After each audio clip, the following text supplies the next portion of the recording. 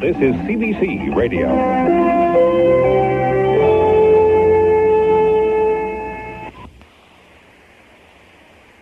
Hello, I'm Peter Gzowski. Welcome to the CBC at 50.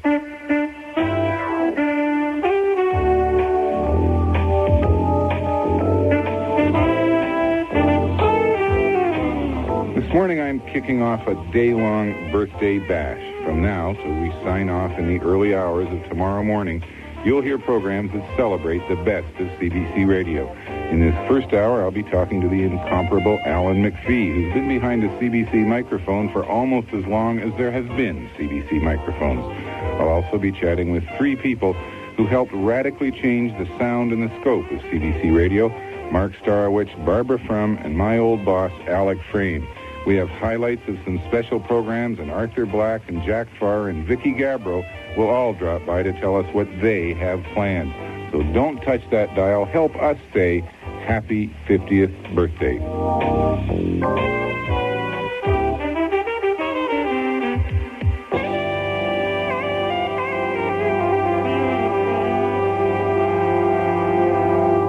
Good evening. I am speaking to you as chairman of a board of governors of a corporation of which you are at once the shareholders, the debenture holders, and the patrons. That was the way it sounded 50 years ago this week. Leonard Brockington, first chairman of the CBC, signing on from Montreal. It was a simple act of Parliament that created the Canadian Broadcasting Corporation on November 2nd, 1936. The Broadcasting Act that went into effect that day authorized that this new corporation replace the old Canadian Radio Broadcasting Commission and assume its functions and personnel, including its 19 announcers, 10 producers, and 29 technicians. A simple act of Parliament that came about as a result of years of lobbying by dedicated men and women. Many of them belonged to a group called the Canadian Radio League, and its founders were two young activists from Ottawa, Alan Plant and Graham Spry. Today, we celebrate their achievement and the achievement of countless others who've made the CBC a vital part of Canadian life. Over the years, there have been many voices associated with CBC Radio, and you'll be hearing from them and about them during the course of this day. But there's one voice that even the most casual CBC listener will have no trouble recognizing. The simply diabolical tirade, by the way, reached my richly enscrolled desk this week via parcel post, accusing your delightfully informed host, me, of being a fraud music-wise. Well, I can only say that if you've any doubt of my scholarship or my worthiness, I would rather you didn't listen.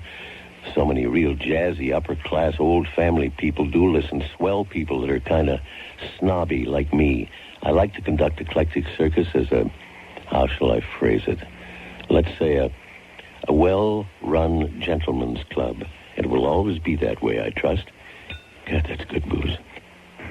That, Vacuum Land, was the voice of Alan McPhee, longtime host of Eclectic Circus, sidekick to Max Ferguson, and announcer at one time or another for just about everything this network has done in the past 50 years.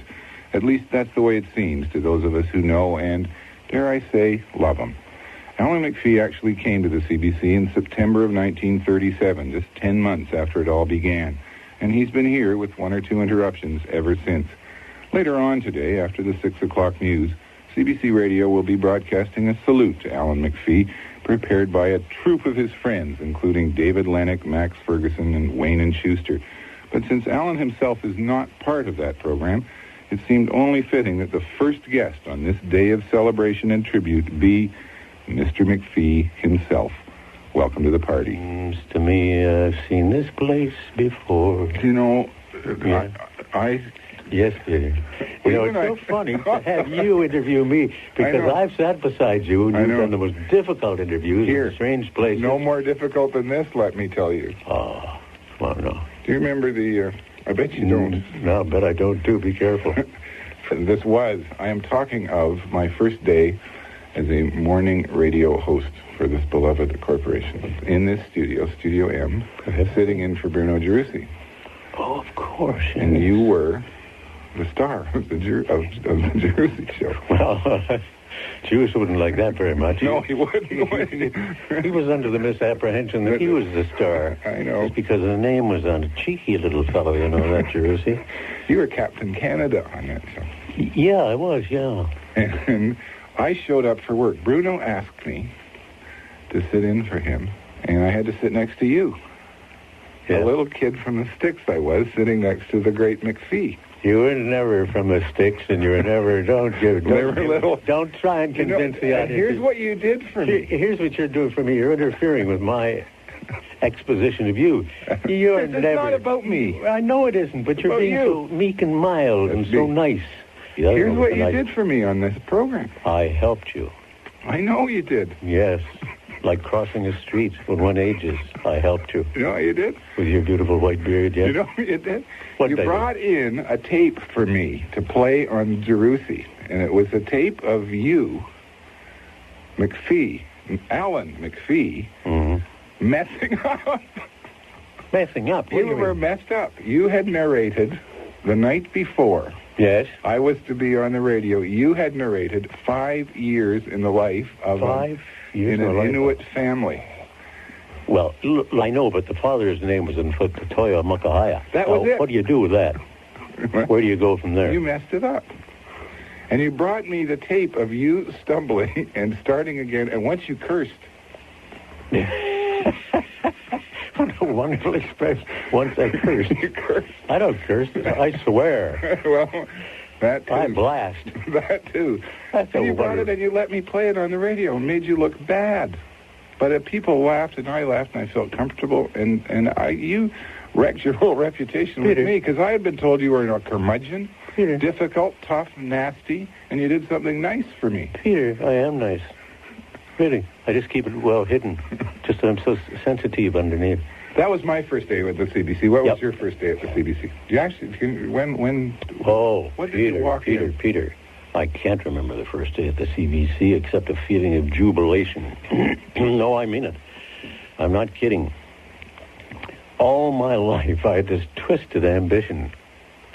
I wanted to be a radio announcer. Do you remember old CFCA or hearing of it? I've heard of it. Yeah. There was an announcer by the name of Gordon Calder, and I was about 17 or 18 at the time, and I don't know how I made contact with him or he with me, or someone said there's an Alan McPhee around who worships broadcasting. Would you have a word with him? And he let me come into CFCA and see him announce. And boy, right there and then I was hooked. It's as simple as that. Now that's a mighty small ambition, isn't it? It's a terrible small ambition to be a radio announcer.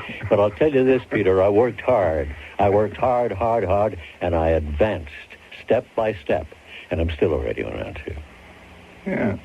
You might get good at it if you keep at it. Oh, cruel words.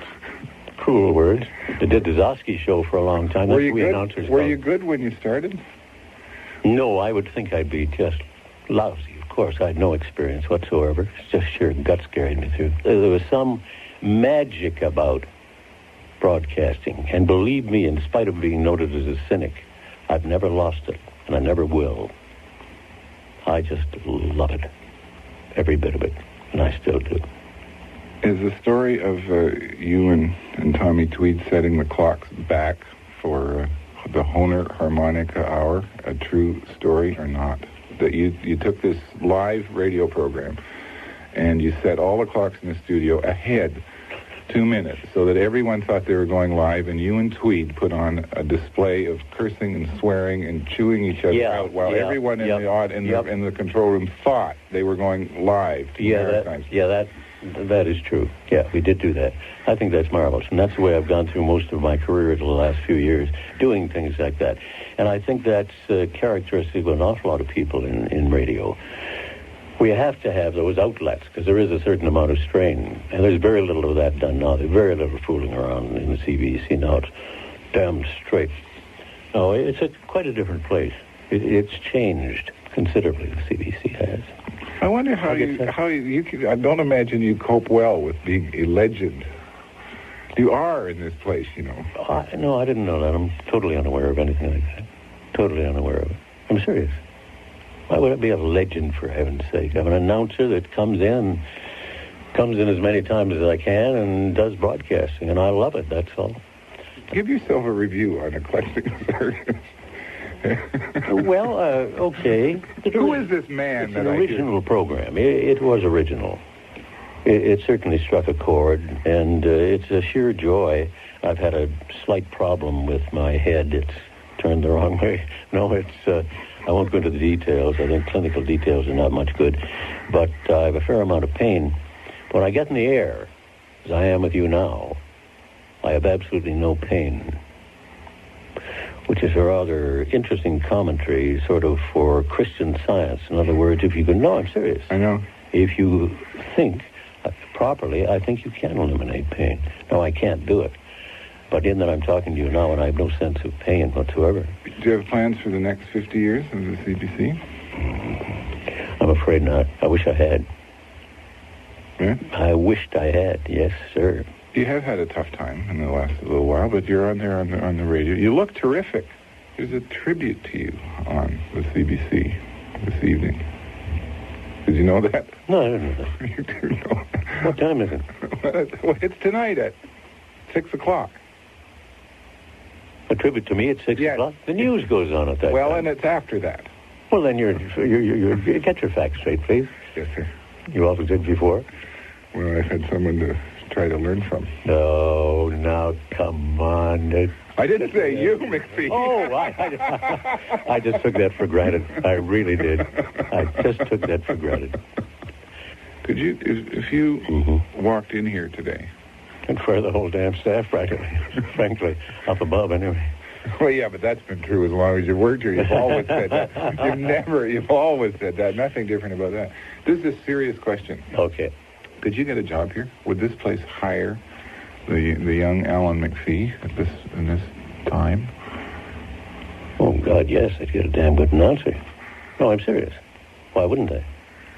Well, because you take the mickey out of things. You don't always follow the trend? The trend, or you don't always do things the way people expect them to be done. Yes, they get a damn good announcer. Okay, then we'll get back to Eclectic Circus when you say that. Eclectic Circus is not... Eclectic Circus is really a send-up of a pompous announcer, that's all. It's a send-up. I thought you were like that. No, Peter, no, not a bit, no. Mom Nifkin's people like that, no. So there's no such person. They're all just a creation of his crazed mind. Alan McPhee, thank you for the first 50 years of your contribution to this place. How did you know? I just wasn't supposed to get out. Gee. I was a quarter boy when I started, by the way. I came in with my surplus first. So the CBC's still looking for that. Yeah. The surplus. Yeah. The only surplus they found was a surplus of flasks. Still. Oh, God, you're wonderful.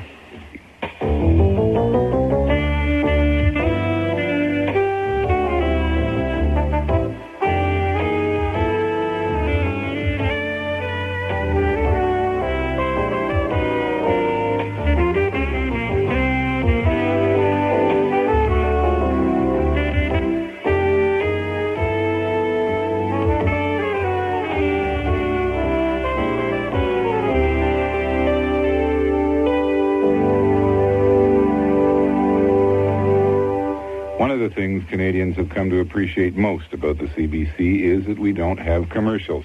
Having said that, I should warn you that what you are now about to hear is a commercial. We have a whole day of exciting programs planned for this birthday celebration.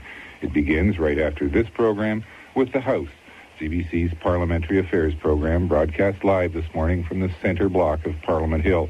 House Speaker John Fraser will drop by to chat with Judy Morrison, and there'll be a discussion of how radio and TV have changed the way the Hill is covered. Then, after the 10 o'clock news, all times are half an hour later for Newfoundland, Arthur Black will be here with Basic Black. Arthur's on the phone now from his office, where he's preparing to go on the air. Hi, Arthur. How are you doing, Peter? What have you got planned for Basic Black? Well, we've got what we like to think is a bit of a broadcasting coup. We've come up with a rare bit of tape. It's the original transatlantic broadcast that Mr. Marconi received on Signal Hill back in December 1901. As far as I can find out, this has never been broadcast before. What's on it? Well, I can't tell you that, Peter. Who would listen? True enough. We'll stick around. What else? Well, we'll be talking to Che down in New Brunswick. That's Che Cadogan. He's a New Brunswick terrorist and one of the people responsible for, as far as I can find out, the only hostage-taking incident the CBC's ever been directly involved in. You may not have heard of it. It was hushed up at the time, but we have the details on that.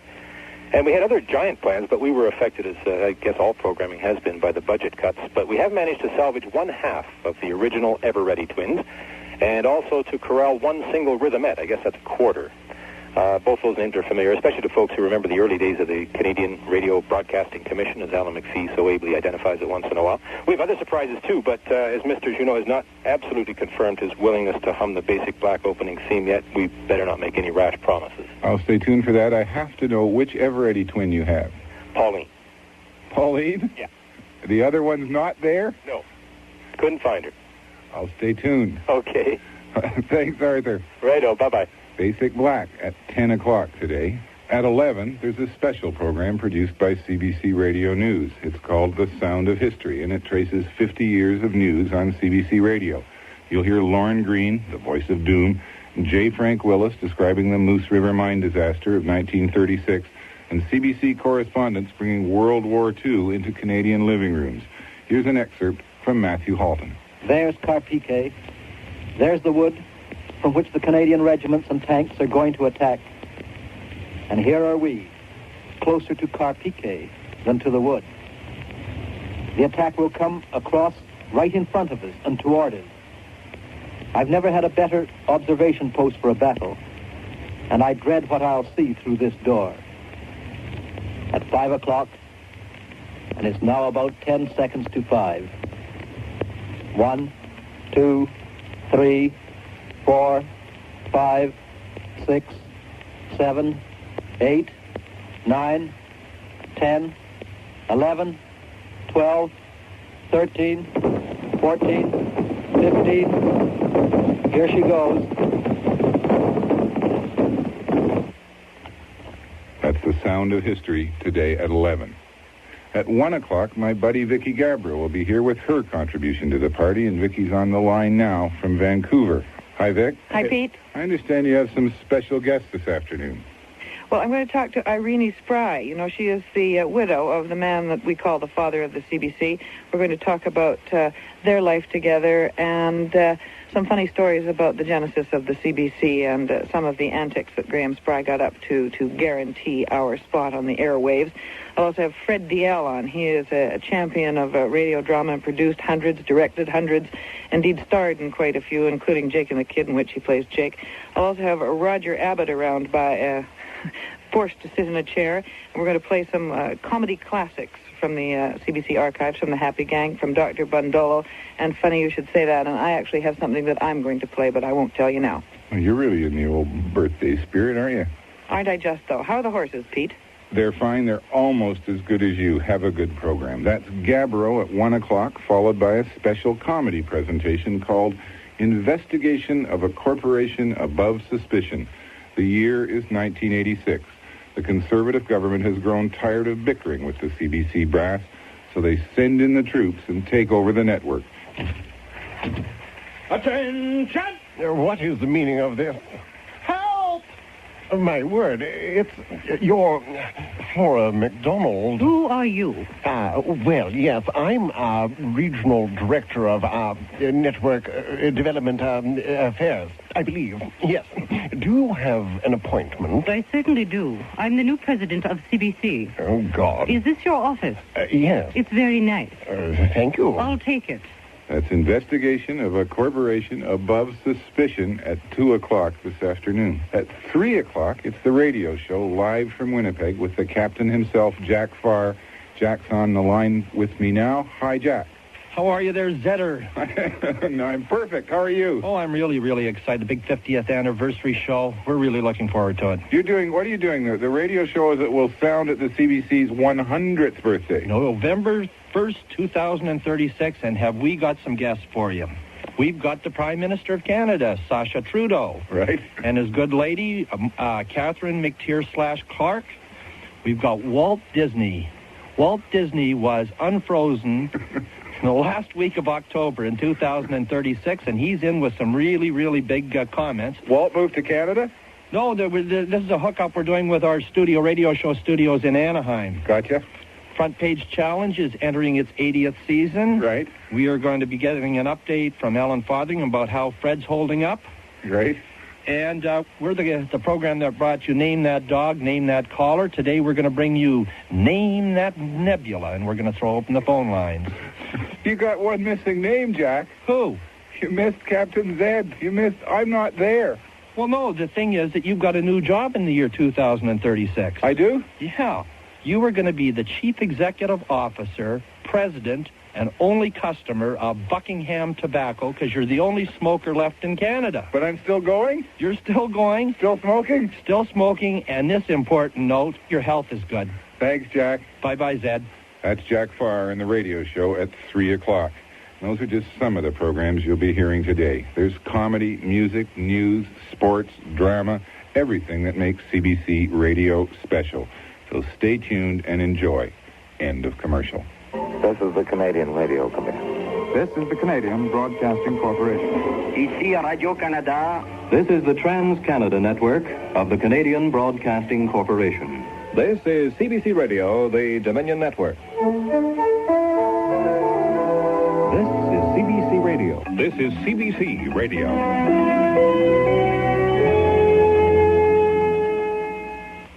Here's a tune that's meant a lot to me during my time with the CBC. This country in the morning, this country in the morning, waking up to be part of it. October 4, 1971. It was the debut of This Country in the Morning, a radio games, essays, music, argument, and emotion.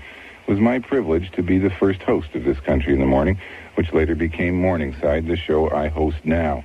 On that same day, October 4th, 1971, another show aired for the first time on CBC Radio. Hi, I'm Barbara Frum. I'm Harry Brown. Welcome to Ontario and Quebec. This is As It Happens. As It Happens reached out to the world by telephone, and at our end of the line was the marvelous Barbara Frum. The success of As It Happens in This Country in the Morning sparked, in the shorthand of people who write about these things, a radio revolution. Three of the people responsible for that revolution are with me now. In addition to Barbara Frum, who of course is now the host of The Journal on CBC Television, we're joined by Mark Starowitz, who took over as producer of As It Happens in 1973, later created Sunday Morning and is now the executive producer of The Journal, and by my old boss, Alec Frame, who was the original producer of This Country in the Morning and is now program director of CBLT Television in Toronto. Welcome to you all, but before we talk about our time as players with the CBC, I want to begin with what we remember as listeners. Talk about my own memories later on. Let me start now with Barbara. What do you remember? What? I remember musical March Past. Will somebody please tell me? I was always late for school, and when musical March Past came up, I knew I was really late for grade 3. Musical March Past? Remember that? They had big sort of bands, Colonel Bogey type band music on in the 40s. I think I remember Max Ferguson spinning records in the morning. You think you remember Max Ferguson? You can't think you either. You've got to remember Max Ferguson. But what I'm saying is I was little. That's right. Alec, what are your very first memories? I didn't have any memories of CBC Radio until I came to work for it, because we never listened to CBC Radio. I listened to Chum until I left Toronto, and then I got a job in Yellowknife working for the CBC. And so my first introduction to CBC Radio as a listener was working on it. Mark, what do you remember? Well, I'm like Alex. I listened to it at all? Well, yes, I did, but I listened. But as a child, especially in grade 3 in Montreal, there weren't enough teachers to go around, so there was only half a day of school.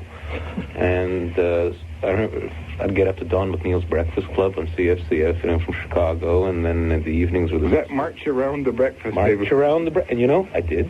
Yes, right. And it became a thing in our family. You'd march around the breakfast table. And then it was the Cisco Kid and the Lone Ranger, and it wasn't CBC. But then, you see, we lived not far from the CBC building in Montreal, and you'd go there on Saturdays. And I used to listen to CBC News. we got our entertainment from American programs, but we got the truth from the People's Network type of thing. You have that memory, right? Oh yeah, and well, not only Lauren that, Green. You're this too is young for Lauren Green. No, well, 53. No, I don't think so. But I remember, the lobby of the old Ford Hotel, which became the CBC building, and I still think we got to go back to this logo. There was a tile logo on the floor, two great big lightning bolts coming together to the word CBC. Oh, right, yes, yeah. It looked like it would take off. And then we got this awful pizza, and you can't believe a word that's on the network. But then we knew this was the truth, and we laugh at the Soviets. I remember CBC News.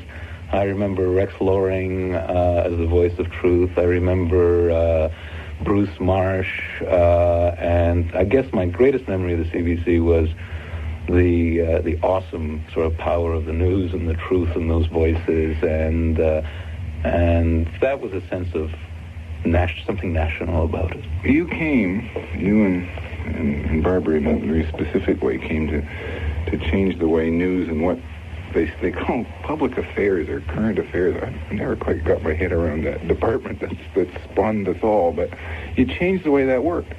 When you listen to those early newscasts, did you think I could do that differently, or we ought to get on the phone, or they ought to have more reality, or did you think like that, or did you just think this is the best thing there is? On Morningside, when you played the 1937 tape of Frank Willis doing the Moose River disaster, what struck me was the language, the complexity of the thought, the emotionalism, the power of the medium of radio, the intensity of his reaction to it. I don't think you could get away with that anymore today.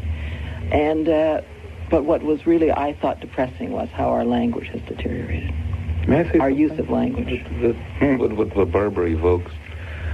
I think what happened with all the people in the studio and about 60 other people, and throughout the country in the 70s and in the early 70s onwards, was a return to precisely what you're talking about, which is the Moose River Mine disaster, which was one of the training tapes we used for Sunday morning, as were Matthew Halton's reports from World War II, that sense of presence, location, and eyewitness. And I think the telephone, which became our tool, both This Country in the Morning, Morningside, As It Happens, titles like As It Happens, going back, I think radio's extraordinary power was to go to the location, to bring the common people on the air, to evoke that sense of presence. And I think radio's greatest periods, or whenever it remembered that's what it was. Had that gone away before? Because we're all supposed to be talking about the revolution of 71 or thereabouts, 1970s. From there, had it gone away, Alec? Because you were working here before that revolution took place. Yeah, because my perceptions and I think my background too are different from Barbara's and Mark's. I didn't want to work for the CBC. I wanted to work for Harry Boyle. And I met him in Banff in summer of 1966 and told him I wanted to work for him. I came here because I thought that this was a visionary. I didn't have a vision of what it ought to be, but at that time, what I remember most distinctly is that all the CBC's money and all the CBC's talent was going into programming that started no earlier than 8 o'clock in the evening. The attitude within the CBC itself was still that that's when you do the good stuff. That's when you do CBC Wednesday at night. Yeah. Well, why are you playing the innocent here? You were the entertainment editor of the Toronto Star. Mm-hmm. You hired me to be a radio reporter. Nobody thought that was even a good idea except you. I came and started interviewing people like Margaret Lyons and Jack Crane. And all they wanted to do out of life was to get the Archers off the CBC. Now, the Archers are still on the BBC. Do you realize this after all these years? They wanted to get the BBC News off at 1, right. The Dominion Time signal out of Big Ben, that unbelievable minefield of programs, some of which lasted about 10 minutes, but most of them lasted a half an hour. Yeah, they did. Before we had 3-hour blocks. They assumed an audience loyalty that says, it's 3:25. I must turn on the radio to get my favorite program at 3:30. Remember Stamp Club?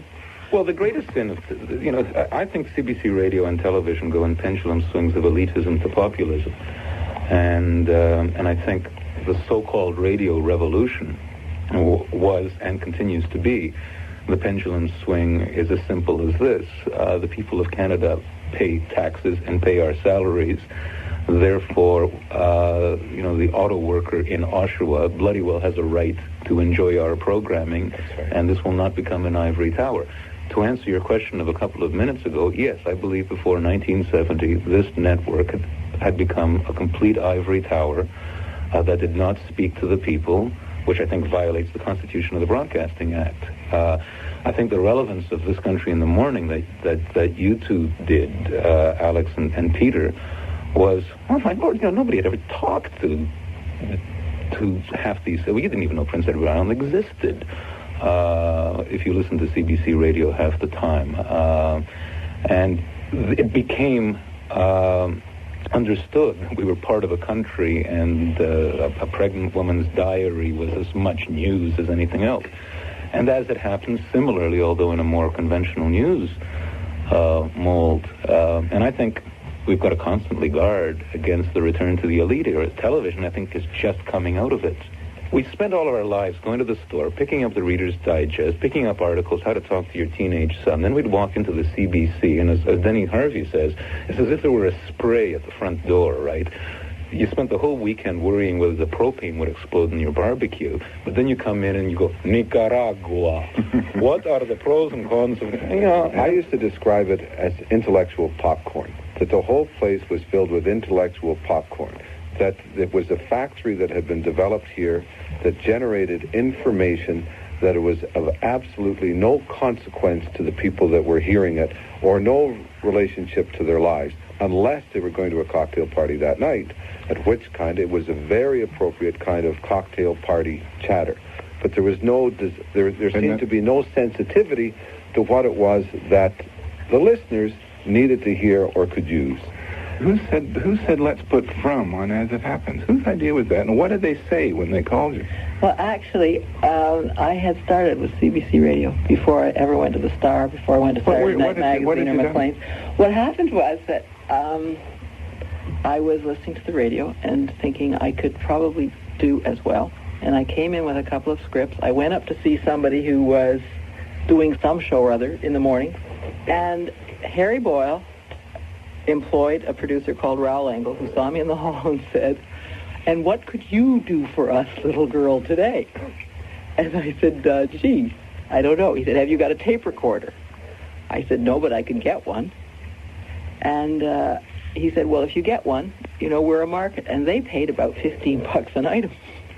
And I thought I was going to take a long time to pay off my ewer, but I did it. And I interviewed the King of Bulgaria when he came to meet the royalists in exile, and I went to Vic Tanny's and interviewed women on the machines jiggling. And that's how I got started. And it was Harry Boyle's department that got me started. We see, when I did 5 nights, which I guess nobody remembers, it was a 15-minute daily. I remember you used Buffalo Springfield as a theme. Something's happening here. That's right. Yes. This is what it is ain't exactly clear. CBC Radio was open to everybody, and this is still wrong about television. Like, the budget was $125, and then it became $150 a night. You mean people could come on and... You could get your rent paid.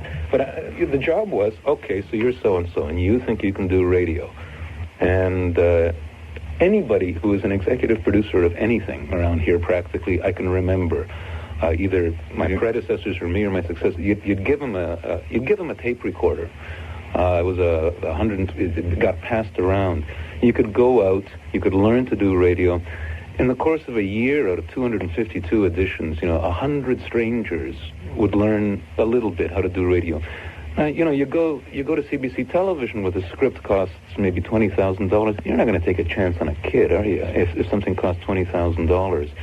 Whereas radio systematically took chances on kids, on older people, on this and that. More. And I mean, I found that a real moral crunch point for me when CBC Radio stopped using freelancers too, which it did in the early 70s. They just said we can't afford this anymore. And every one of us got our start because they were willing to gamble. And there's about 15 producers of the Journal who I first met as freelancers off the street on CBC Radio, and that opened door.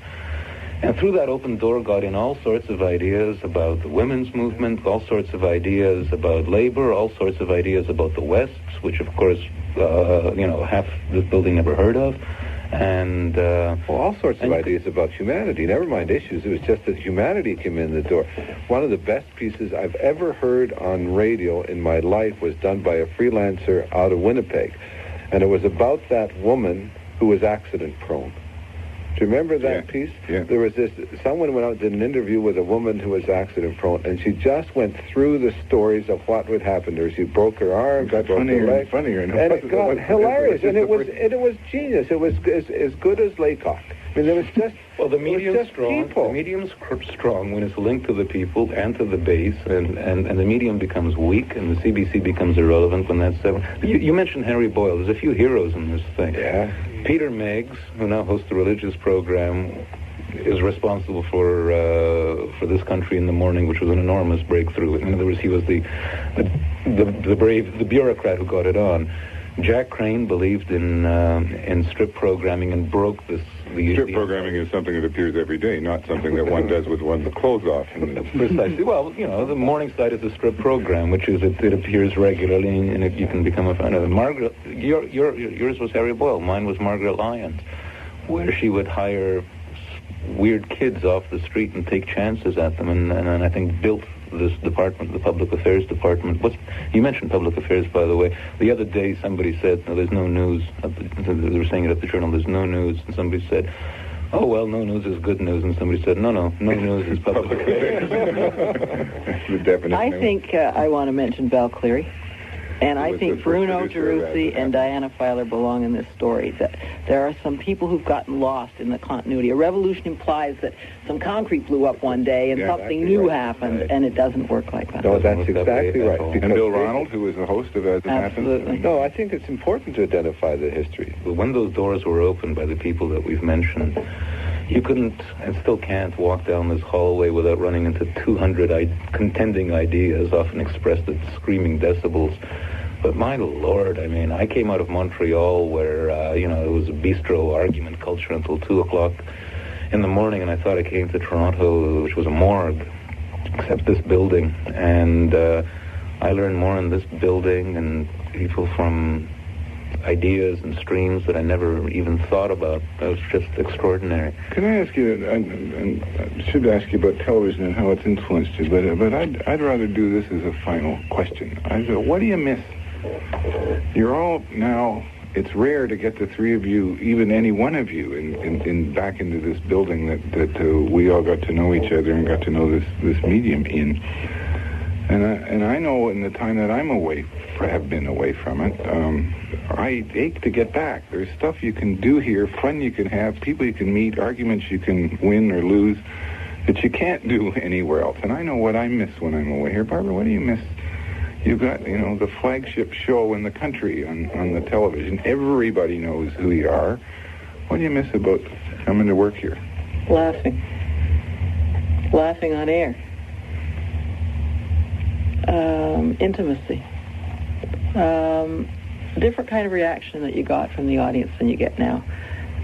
Sometimes I am embarrassed. The letters almost take everything too seriously. Do they do this? Are you Ms. From in your mail on television and Barbara in your mail on radio? Maybe that could sort of say it. That's part of it, but it's even the quality of what's said. I still get letters that say, "I love you" on the Journal, but what I'll never forget is a snowbound night on the northern peninsula of Newfoundland. I got this letter only a month ago, and you saved my life one winter, because I had to go out and see unemployed people and try to get them into something better, and you saved my life one winter. So those are the things you miss. That contact, and I don't want to downgrade television because the impact and all of that is for another program, but I miss that intimacy and I miss laughing. And I don't know why, but it's hard to laugh on TV. People don't want to see you laughing somehow. Mark, what do you miss? A lot of what Barbara says, but in a strange way, a whole lot of us left radio with sort of a missionary zeal to take the ideas of radio into television. I've suggested some of the things. I always saw television as Mordor, castle walls that were 6 stories high. There were no freelancers, and there wasn't the sort of kid with the rimless glasses from the Atlantic who was trying to peddle some strange idea about this and that. I believe it can be. So I don't think we left radio. I think it's still essentially a conspiracy of people who had an extraordinary effect on each other, changed the philosophy of journalism and of their own philosophy of journalism and lives, are still full of the piss and vinegar of it, and are convinced that they can bring it wherever they go. I believe that one terribly, terribly, terribly important thing about radio: the damn thing's 100% Canadian. You know, we don't talk about worrying about Newhart and Cosby and all of that. The battle was won here.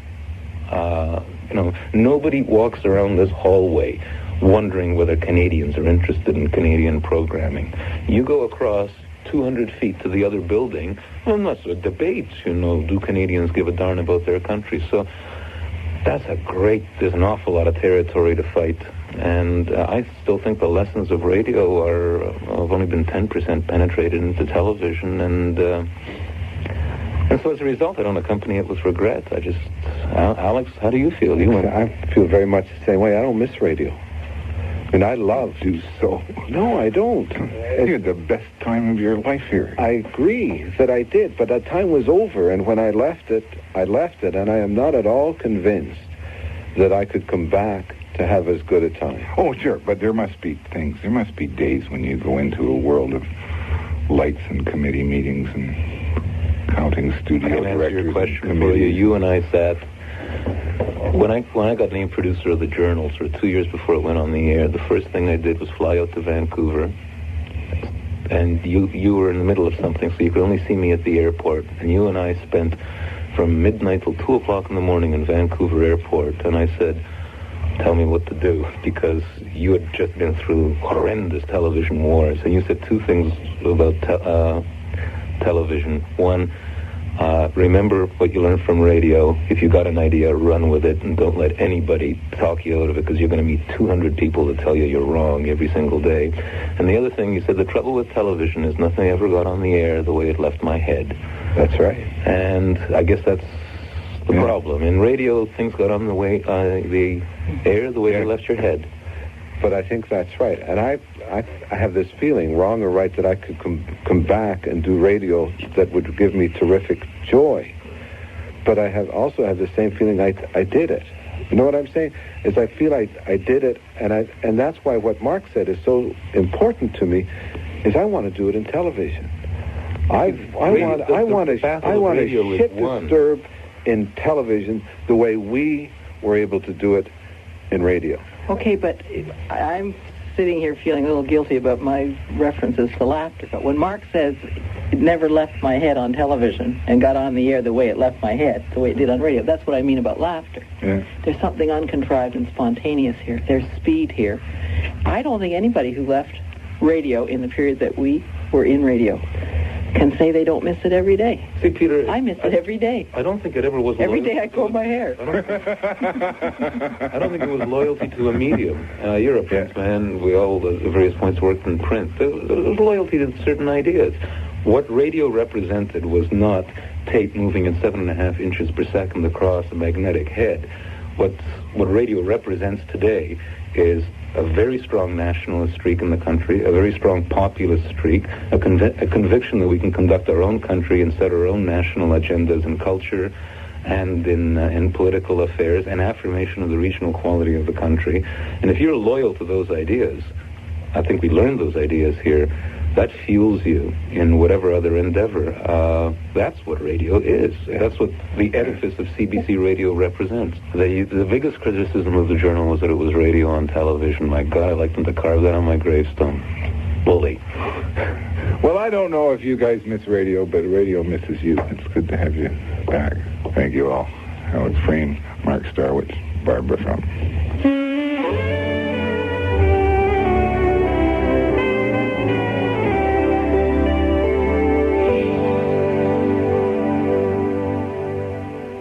I'm 2 years older than the institution whose birthday we celebrate today, but since I didn't listen much to the radio until I started to wear what we called breeks in Galt, those were breeches elsewhere, or breeches, the first step toward long trousers, I can scarcely remember a time when it wasn't part of my life. My memories are as peculiarly my own as Mark's are Mark's, or Alex, or Barbara's, or yours. For me, it was just always kind of there. Curiously, though, I didn't always know what was Canadian and what wasn't. L for Lanky, which we listened to on Sunday evenings during the war, came right in the middle of a run of programs, and wonderful programs they were, too, by Jack Benny and Charlie McCarthy and Fred Allen. On Mondays, I remember, while my mother did the ironing and listened to Lux Radio Theater from Hollywood with Cecil B. DeMille, and I can't even tell you what network that was on. And when I was sick from school, I'd huddle under flannel sheets and hear Ma Perkins and Our Gal Sunday. But I remember Lorne Green with the news, too, and the Archers and the Happy Gang and Foster Hewitt and hockey. They were all just part of growing up, the radio. Later on, though, I knew what was what.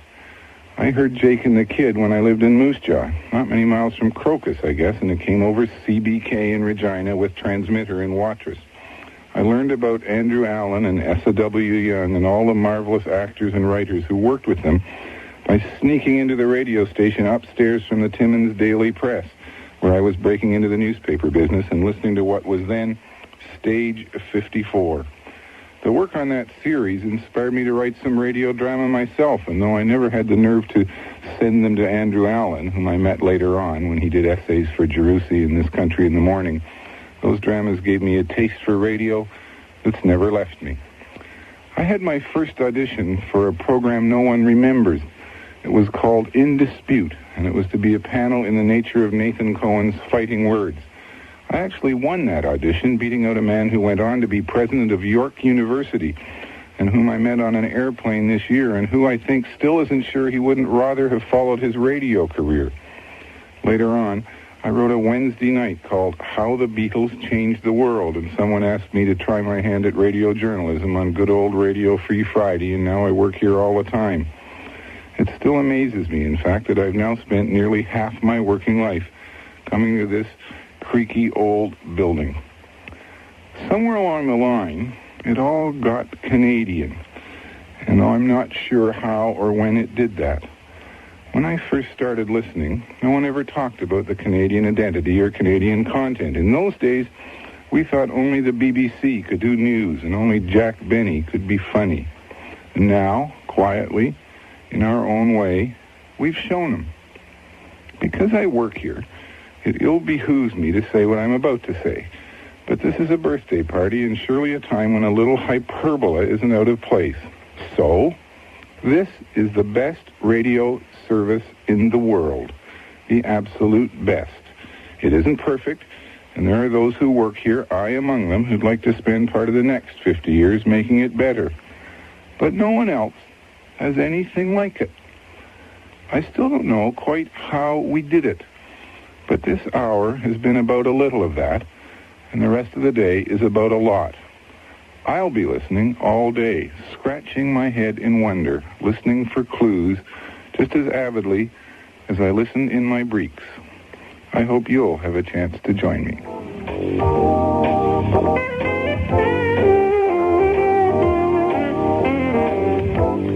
That's it from me this morning. I'll be back with Morningside on Monday. In the meantime, please stay tuned. Enjoy your special birthday program. I'm Peter Gzowski.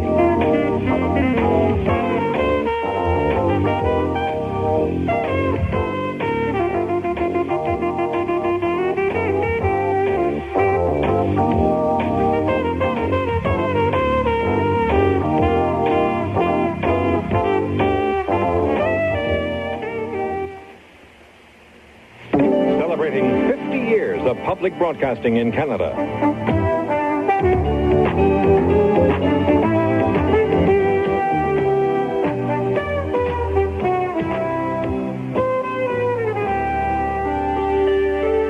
This is CBC Radio.